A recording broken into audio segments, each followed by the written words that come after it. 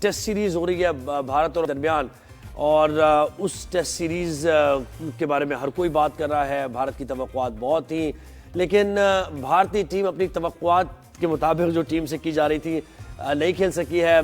कप्तान रोहित शर्मा ने home ground पर न्यूजीलैंड के हाथों पहले तारीखी क्लीन स्वीप का सामना करना पड़ा उन्हें, फिर ऑस्ट्रेलिया में मुसलसल शिकस्तों पर टेस्ट क्रिकेट से रिटायरमेंट लेने का फैसला कर लिया। इस पे ही बात करने के लिए हमारे साथ आज मौजूद है अभिषेक त्रिपाठी, एजाज वसीम बाकरी। तो इनको वेलकम करते हैं। अस्सलाम वालेकुम, welcome to 365 and rise and shine. आप लोगों ने हमें वक्त दिया, आपका बहुत बहुत शुक्रिया। बताइए क्या सूरत हाल है अभी? जैसे इंट्रोडक्शन में आपने सुना होगा कि इंडियन टीम जो है उसकी काफ़ी नई न्यूज़ हमारे पास आ रही है। अभिषेक, ये बताएं क्या रहा है इंडियन कैंप पे, क्या चल रहा है और कितनी मायूसी इस वक्त है? क्योंकि देखिए, क्रिकेट की हम बात कर रहे हैं, इंडियन क्रिकेट टीम हो, ऑस्ट्रेलिया की हो, साउथ अफ्रीका की हो, तो एज अ फैन सब पे ही तज्जिया होता है। तो कुछ हालात अच्छे नहीं है। रोहित शर्मा के रिटायरमेंट का ऐलान हो गया, मजीद क्या कोहली के बारे में भी कोई बात हो रही है? देखिए, मैं अभी जहाँ बैठा हूँ वहीं बगल में भारतीय टीम प्रैक्टिस कर रही है और अभी रोहित शर्मा के रिटायरमेंट का कोई ऐलान नहीं हुआ है। रोहित शर्मा के रिटायरमेंट का ऐलान वो खुद करेंगे, अगर वो करेंगे।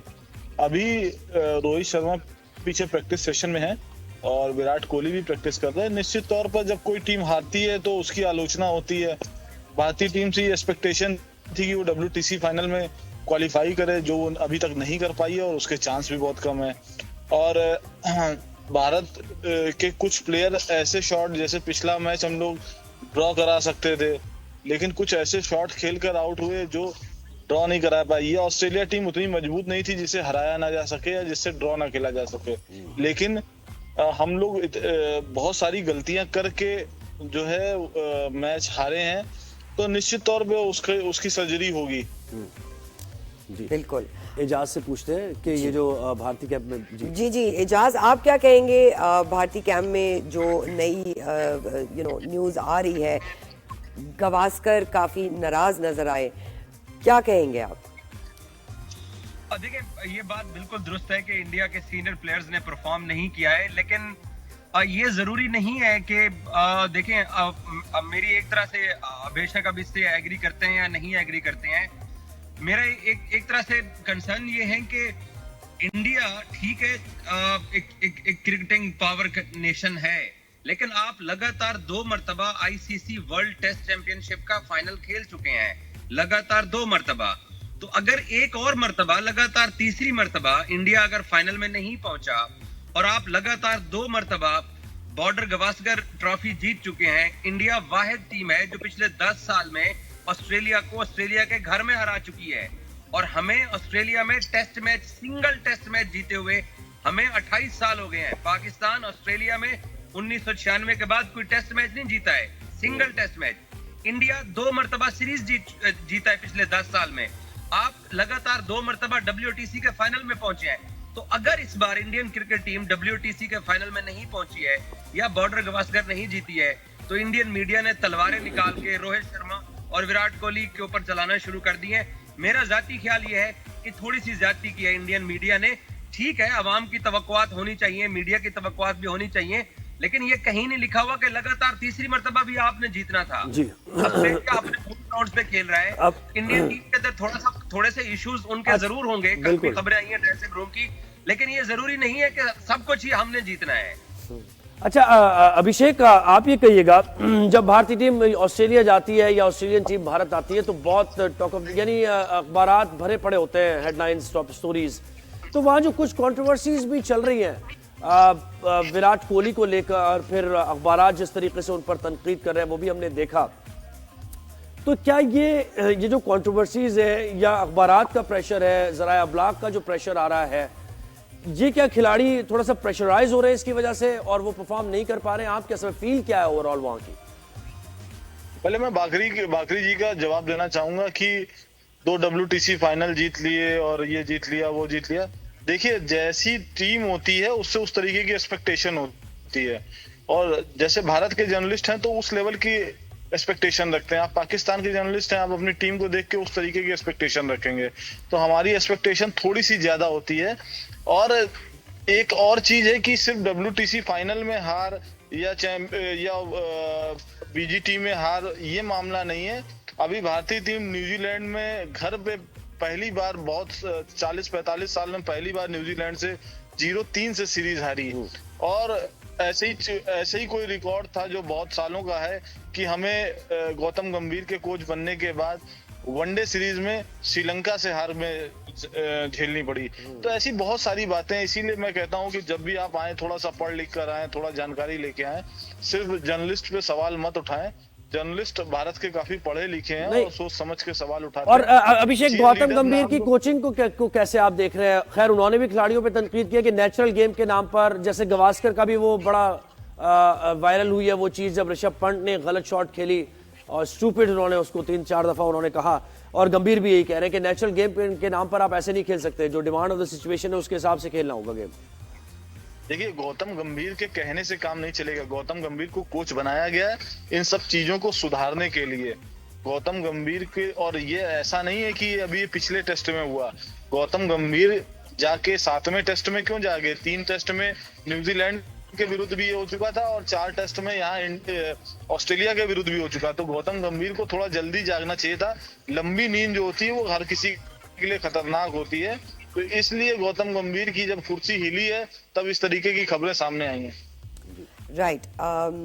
हम इजाज आपसे, अगर पाकिस्तान और साउथ अफ्रीका की सेकंड टेस्ट, कल टेस्ट मैच स्टार्ट होने जा रहा है, कॉम्बिनेशन टीम की जो है वो क्या आपको सही लग रही है या हमें स्पिनर्स को ऐड करना चाहिए? क्या कहेंगे आप? देखिए, इस सवाल से पहले मैं त्रिपाठी भाई को जवाब देना चाहूंगा, जो वो कहते हैं कि जनाब इंफॉर्मेशन होनी चाहिए। मुझे बिल्कुल मालूम है कि इंडियन क्रिकेट टीम ने श्रीलंका से वनडे सीरीज हारी, न्यूजीलैंड से होम सीरीज हारी है। आपने पिछले साल वर्ल्ड कप भी जीता है और उसको अभी 6 महीने भी नहीं हुए हैं। तो मेरा भाई, ये जरूरी नहीं है कि सब कुछ हमने ही जीतना है, बाकियों को भी थोड़ा सा कुछ जीतने दे। इंडियन मीडिया ने ज्यादती की है रोहित और विराट के साथ।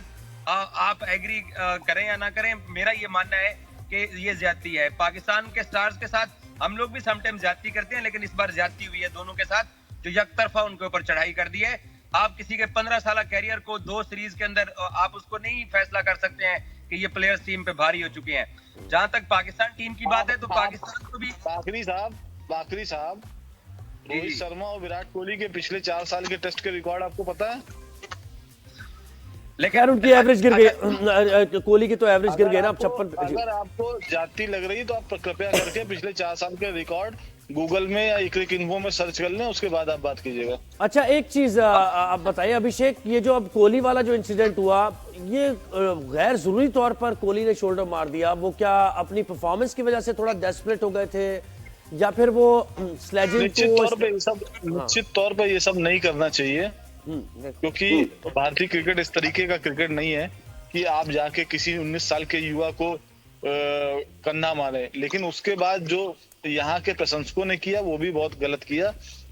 यहाँ पे बहुत इस तरीके की बातें, बहुत गालियां बकी गई, बू किया गया। तो ऑस्ट्रेलिया में जब आते हो इस तरीके का क्रिकेट होता है। लेकिन मैं पर्सनली यही कहना चाहूंगा कि एक सीनियर क्रिकेटर को, एक जो पदार्पण कर रहे क्रिकेटर से इस तरीके का व्यवहार नहीं करना चाहिए था, और यहाँ के जो प्रशंसक हैं उनको भी गरिमा बना के रखनी चाहिए थी। जी, और डीआरएस में भी बड़ी बात हुई, गवास्कर का वो भी क्लिप बड़ा वायरल हुआ, जिसमें क्रूशल मोमेंट पे आपके सेट बैट्समैन कॉट बिहाइंड हो गए और वो डीआरएस में कोई डिविएट भी नहीं किया, बॉल नजर भी नहीं आया, उन्होंने कहा खत्म कर दे फिर टेक्नोलॉजी अगर। तो इस टूर में काफी ज्यादा कंट्रोवर्सीज हो रही है भारत और ऑस्ट्रेलिया की। देखिए, जब कंपटीशन बहुत टफ होता है तो दोनों टीमें जीत के लिए खेलती हैं, और जब जीत के लिए खेलती हैं तो कंट्रोवर्सी होती है। वो आपने देखा होगा कि जिस डीआरएस की आप बात कर रहे हैं, जिस डीआरएस की बात कर रहे हैं उस डीआरएस में गेंद जो है, जो डीआरएस की जो टेक्निक थी उसमें वो गेंद जो बल्ले को छूते हुए नहीं दिखाई दे रही थी, लेकिन उसके बावजूद उनको आउट दिया गया, क्योंकि जो तीसरे अंपायर थे, जो बांग्लादेशी अंपायर हैं, उनको ये लगा कि गेंद ने जो ग्लव्स के पास आके अपना रास्ता बदला है। तो वो इस अंदाजे पे पहुंचे कि गेंद उनके अंगूठे या ग्लव्स पे लगकर जो है मुड़ी है। जब आप तुरंत देखते हो तो आपको लगता है कि बेईमानी हुई या वो हुआ, लेकिन जब आप बहुत देर आकलन करते हो, रूल्स पढ़ते हो, तो आपको लगता है कि नहीं अंपायर सही थे। सही है। अच्छा इजाज, मैं आपसे दोबारा यही सवाल करूंगी कि साउथ अफ्रीका के अगेंस्ट मैच है कल, टेस्ट सेकंड टेस्ट मैच है, तो क्या कहते हैं, कॉम्बिनेशन हमारी सही है या इसमें स्पिनर्स को ऐड करना चाहिए? एक स्पिनर तो जाना चाहिए। पाकिस्तान के कॉम्बिनेशन के अंदर थोड़े से इश्यूज तो हैं, आपको 20 आउट करने पड़ते हैं और हमने पिछले टेस्ट मैच के अंदर 18 विकेट ली और आखिर में पाकिस्तान के कप्तान ने 51 रन की पार्टनरशिप करा दी 9वीं विकेट के ऊपर जी। तो एक बैटिंग हम बिल्कुल भी मुतमईन नहीं है, पाकिस्तान की बैटिंग लाइनअप ठीक होनी पड़ेगी। जैसे इंडिया के कप्तान इस वक्त मुश्किल के अंदर है, तो हमारे कप्तान भी मुश्किल से 50 भी स्कोर नहीं कर पा रहे हैं। पिछले तकरीबन 1-1.5 साल से शान मसूद पर बहुत सारे सवालात हैं। बाबर आजम अपनी 50 मुकम्मल करने के बाद अगर आउट होंगे तो उससे टीम का नुकसान होगा। उनकी एवरेज सबको अच्छी नजर आती है, लेकिन आपको अपनी टीम को मैचेस जितवाने हैं और कितना अरसा इंतजार करना है हम सब ने कि ये इनको एक और मौका दिया जाए, एक और मौका दिया जाए तो ये फॉर्म में आ जाए। तो सबको जिम्मेदारी निभानी पड़ेगी और शान मसूद की कप्तानी के अंदर बहुत सारे कमियां हैं, उनको वो दूर करनी पड़ेंगी। अदरवाइज मुझे नहीं लगता कि शान मसूद इसी तरीके की कप्तानी करते रहे तो वो फ्यूचर में पाकिस्तान के टेस्ट कप्तान अच्छा का होता। इजाज, ये भी बताइए कि बाबर आजम ने 50 एक बहुत अरसे पहले बनाया था, 20 इनिंग्स लगी उन्हें ये 50 बनाने में, 50 बनाने में। That's a lot of waste of our time and the cricket time. तो क्या कहेंगे, परफॉर्मेंस नजर आ रही है? बहुत या डोमेस्टिक जाना चाहिए उनको, डोमेस्टिक में जाना चाहिए अगर इस टेस्ट में भी परफॉर्म नहीं करते हैं। वो डोमेस्टिक में क्यों नहीं जाते हैं? डोमेस्टिक में हमारे प्लेयर्स खेलते ही नहीं है। कैद आजम ट्रॉफी शायद साइम अयूब एक वाहिद प्लेयर है टीम के अंदर जो कैद आजम ट्रॉफी खेल के आए हुए हैं और कोई कैद आजम ट्रॉफी नहीं खेलता है। एक ही प्रॉब्लम है हमारी क्रिकेट का कि बाबर आजम को अगर आप टीम से ड्रॉप करते हैं तो आपके पास बेंच के ऊपर एक ही कामरान गुलाम बैठे थे, आपने उनको स्क्वाड में ऐड कर लिया और बाबर भी स्क्वाड के अंदर ऐड है। तो बाबर के बाद डोमेस्टिक क्रिकेट में हम सब देखते हैं ऐसे कोई बड़े नाम नहीं है जिनकी 8-10 सेंचुरियां हो या 4-5 अभिषेक, आप क्या कहेंगे? हमारी कुछ सिमिलर इस मामले में तो सूरत हाल है। भारतीय टीम की भी बात की जाए तो सीनियर्स और उनमें वो फ्लेयर नजर नहीं आ रहा है। आपके जो कमेंटेटर्स हैं या आपके जो एनालिस्ट हैं वो यही कह रहे हैं कि अब उन्हें रिटायरमेंट ले लेनी चाहिए। और क्या डोमेस्टिक जाते हैं कोहली और उनको जाना चाहिए? रोहित शर्मा तो खैर अब करियर के एंड पे, शायद कोहली 2-3 साल खेलें। क्या कहेंगे इस पर आप?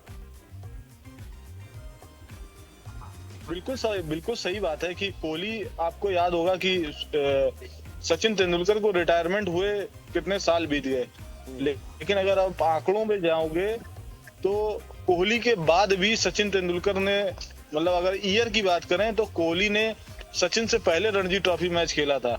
सचिन ने 40 साल की उम्र में भी रणजी ट्रॉफी मैच खेला और उसके बाद वेस्ट इंडीज के खिलाफ सीरीज खेली और फिर वो रिटायरमेंट लिया। तो इसे कमिटमेंट कहते हैं। मतलब सचिन को रिटायरमेंट हुए इतने साल हो गए, इसके बावजूद कोहली रणजी मैच नहीं खेल पाए। और जो बाकरी साहब बड़ा समर्थन कर रहे थे उनको ये मैं बता दूं, पिछले 4 साल में विराट कोहली ने सिर्फ 2000 रन बनाए और 30 के आसपास उनका एवरेज है, कुछ भी नहीं। और रोहित शर्मा ने पिछले 4 साल में 2200-2300 रन बनाए हैं, उनका भी एवरेज 35-36 के आसपास है। तो अगर आप 4 साल से एक ही फॉर्मेट में परफॉर्म नहीं कर पा रहे हो, अच्छा कुछ कैप्टनसी की, थोड़ी कैप्टनसी की भी अब अगर बात करें, अब बुमराह को एग्जॉस्ट कर रहे हैं आप, और ये भी बात हो रही है कि इतने ज्यादा ओवर्स उनसे कराए जा रहे हैं, सिर्फ उन पर ही डिपेंड किया जा रहा है। तो फिर ये जो आईसीसी का इवेंट आ रहा है चैंपियंस ट्रॉफी, इस तक आते आते कोई इंजरी का भी खदशा है, तो सही यूटिलाइज भी नहीं कर पा रहे हैं रोहित शर्मा, या उनके पास ऑप्शन ही है? नहीं, आप देखिए ना, ऑप्शन आपने इस तरीके के चुने हैं कि आपके पास ऑप्शन ही नहीं बचे हैं। आप हर्षित राणा, प्रसिद्ध कृष्णा, मोहम्मद सिराज को लेके आए। मोहम्मद सिराज पिछली अगर मैचों को छोड़ दें तो बाकी उन्होंने 4 मैच में टेलेंडर्स के विकेट लिए। वो आपके तेज बॉलर हैं, आपके ओपनिंग बॉलर हैं, आपके स्ट्राइकर बॉलर हैं। अगर स्ट्राइकर बॉलर जो है जसप्रीत बुमराह का समर्थन नहीं करेगा, 1-2 विकेट सामने से नहीं लेगा नई गेंद से, तो उसका फायदा क्या हुआ? और आकाशदीप आए थे, उनको विकेट नहीं मिले, उनके बैक में दर्द है, वो इस मैच में नहीं खेलेंगे। प्रसिद्ध कृष्णा को आपको खिलाना पड़ेगा। मोहम्मद सिराज आपकी मजबूरी है क्योंकि मोहम्मद शमी अभी फिट नहीं है। तो ये सब चीजें हैं जो निश्चित तौर पर परेशानी का विषय है, और कप्तानी भी थकी सी लगी है। तो मुझे लगता है कि रोहित शर्मा ने तो ये तय कर लिया कि उनकी लास्ट टेस्ट सीरीज है, लेकिन विराट कोहली को भी जाना चाहिए। उनका 4 साल में कोई परफॉर्मेंस नहीं है। वो 4 साल में 3 सेंचुरी मार पाए हैं, बहुत खराब परफॉर्मेंस है। उन 3 सेंचुरी में 2 सेंचुरी पाटा विकेट पे रही हैं, तो ऑफ साइड पर आती हुई गेंद पे वो ऐसे ललचा जाते हैं। तो मुझे नहीं लगता कि अब उनमें क्रिकेट बाकी है। जी एजाज, आप क्या कह रहे हैं? इंडिया में बहुत सारा टैलेंट है। जी एजाज भाई, आप क्या कह रहे हैं? अब बेशक भाई, आप क्योंकि टीम के साथ सिडनी में ही हैं, आप फॉलो करते हैं, ठीक है। टेस्ट क्रिकेट आपका तज्जिया है कि दोनों की तकरीबन खत्म हो चुकी है। वनडे फॉर्मेट के लिए दोनों सूटेबल हैं। आप सब लोग क्या फील करते हैं? वनडे के लिए इनको कंटिन्यू करना चाहिए दोनों को? हाँ, ये लोग T20 प्रारूप छोड़ चुके हैं। वनडे तक इनको कम से कम चैंपियंस ट्रॉफी तक खेलना चाहिए। उसके बाद परफॉर्मेंस के बाद सोचना चाहिए कि ये वनडे फॉर्मेट को सूट करते हैं कि नहीं करते हैं। बिल्कुल ठीक है। एजाज वसीम बकरी, sports journalist, Abhishek Tripathi, sports journalist, thank you so much, आपने हमें वक्त दिया और अपना तज्जिया।